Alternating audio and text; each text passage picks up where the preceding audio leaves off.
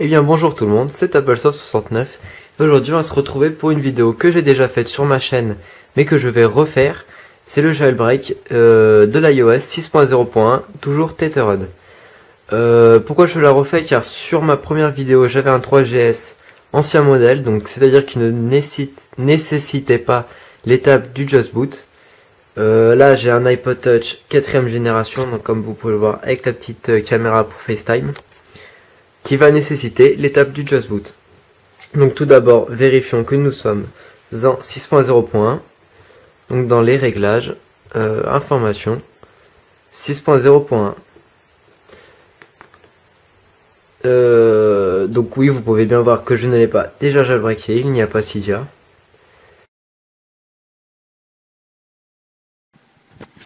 Sur votre ordinateur, vous n'aurez besoin de télécharger que deux logiciels. Enfin, on peut appeler ça des logiciels, mais pas tout à fait.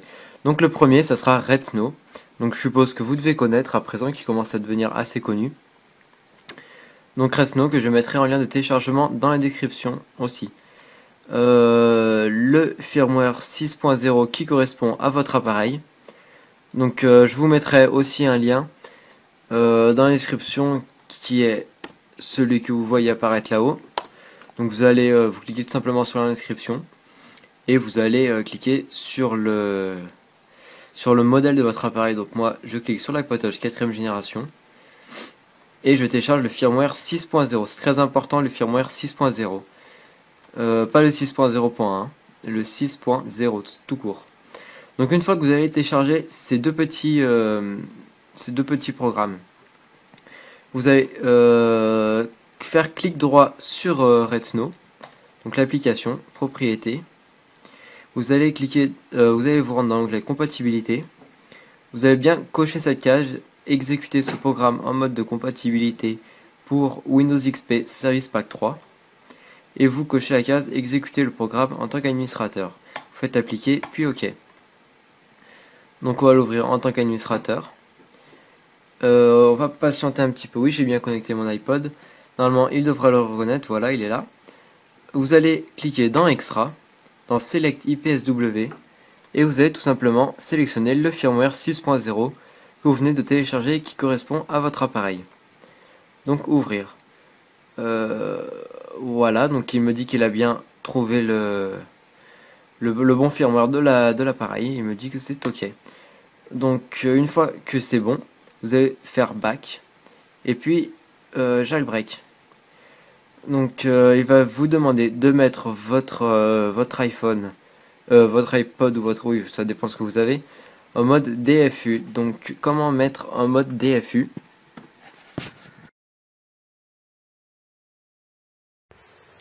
Donc ça se fait en 3 étapes. La première étape, vous regardez, vous allez maintenir le bouton qui est en haut, donc le bouton Power. Vous allez le maintenir pendant 3 secondes. Je vais reculer comme ça, vous allez voir un petit peu mieux. Donc vous allez maintenir le bouton Power pendant 3 secondes. Ensuite vous allez maintenir le bouton Home sans relâcher le bouton Power pendant 10 secondes. Donc ça fait tac 3 secondes. Sans relâcher en haut, tac 10 secondes. Ensuite vous allez relâcher le bouton Power, donc le bouton du haut. Et continuer de maintenir le bouton du bas pendant 15 secondes, donc le bouton Home. Regardez, je vous le fais en démonstration. Donc j'appuie 3 secondes sur le bouton du haut. Ah, excusez-moi, j'ai oublié de préciser, il faut bien l'éteindre avant. Donc vous éteignez votre appareil avant de le mettre en mode DFU. Voilà, il est éteint.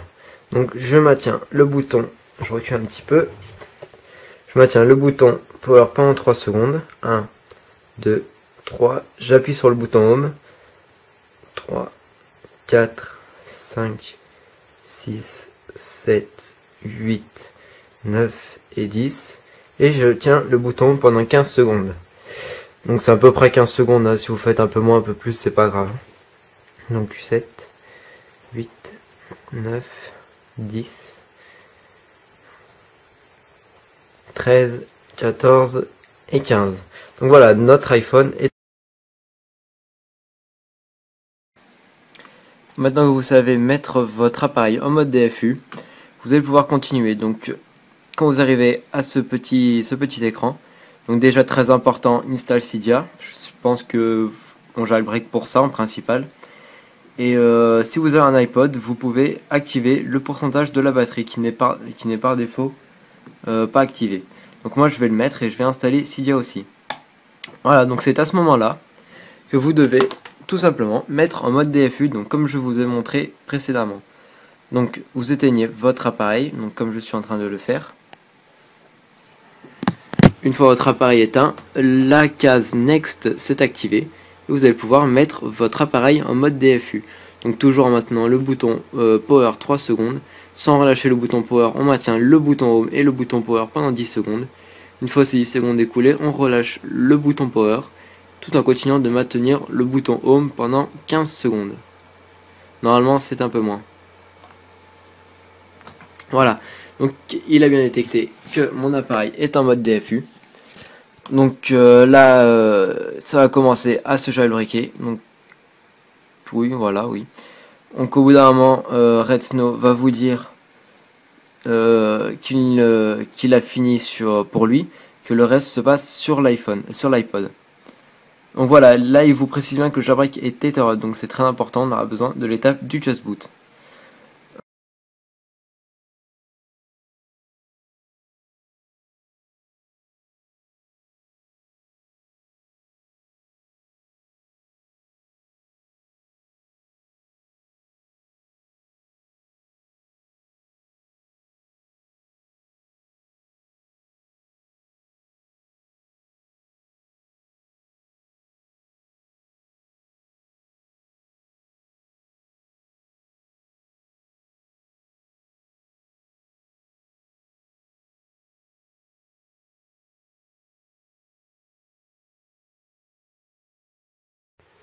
Et donc voilà, l'iPod s'est jailbreaké, tout s'est bien passé, et il s'est redémarré.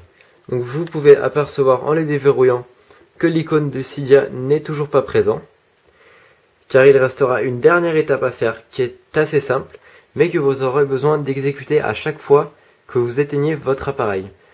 Je précise que pour l'instant le jailbreak est uniquement Tethered, donc c'est-à-dire qu'à chaque fois vous devrez utiliser votre ordinateur si vous éteignez votre appareil. Mais bientôt, donc quand je dis bientôt, c'est peut-être début février environ ou fin janvier, il y aura un nouveau jailbreak qui va sortir où vous n'aurez plus besoin de votre ordinateur pour redémarrer votre appareil.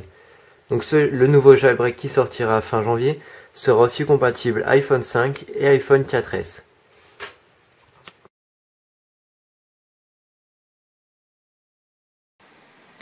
Donc cette dernière étape, comme je vous le disais, est assez facile. Donc vous allez rouvrir Redsnow toujours en tant qu'administrateur.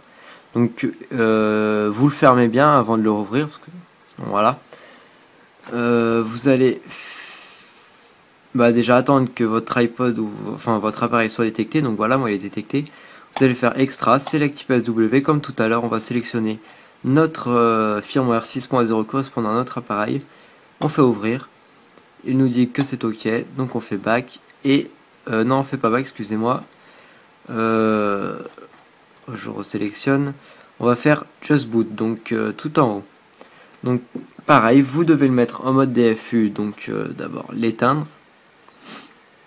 Une fois que votre appareil est éteint, le bouton Next va s'activer comme tout à l'heure. Donc voilà, il s'est activé.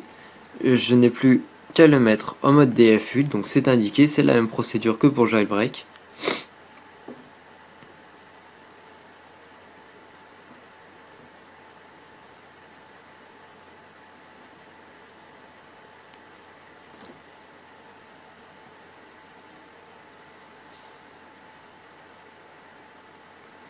Voilà, normalement votre appareil va redémarrer avec la petite ananas de Redsnow, donc ouais voilà, avec la petite ananas de Redsnow.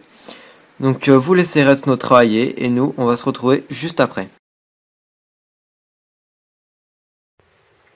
Donc voilà, votre appareil a redémarré donc avec l'icône de Redsnow, donc la petite ananas qui court. Oui voilà, donc le jailbreak s'est donc bien passé, l'étape du Just Boot aussi, donc par conséquent l'icône de Cydia est apparue. Donc on peut l'ouvrir, hein, si j'arrive à appuyer dessus, voilà. Donc il va faire ses petites recherches d'habitude, il vous demande si vous êtes un utilisateur, un hacker ou un développeur. Donc on est un utilisateur, donc on coche utilisateur. Voilà, donc vous le laissez bien travailler et tout. Donc après voilà, vous mettez vos sources, vous allez chercher vos applications. Pour le pourcentage de la batterie, vous voyez qu'il ne s'active pas par défaut. Donc vous devez aller dans Réglages, Général, et dans Utilisation, vous avez Niveau de la batterie. Donc vous pouvez le cocher si vous voulez. Voilà, donc vous voyez 100%. Donc ce sera tout pour ce tuto. N'hésitez pas à aimer la vidéo, à vous abonner et à la commenter si vous l'avez apprécié. Et on se retrouve une prochaine vidéo pour un autre tuto. Salut!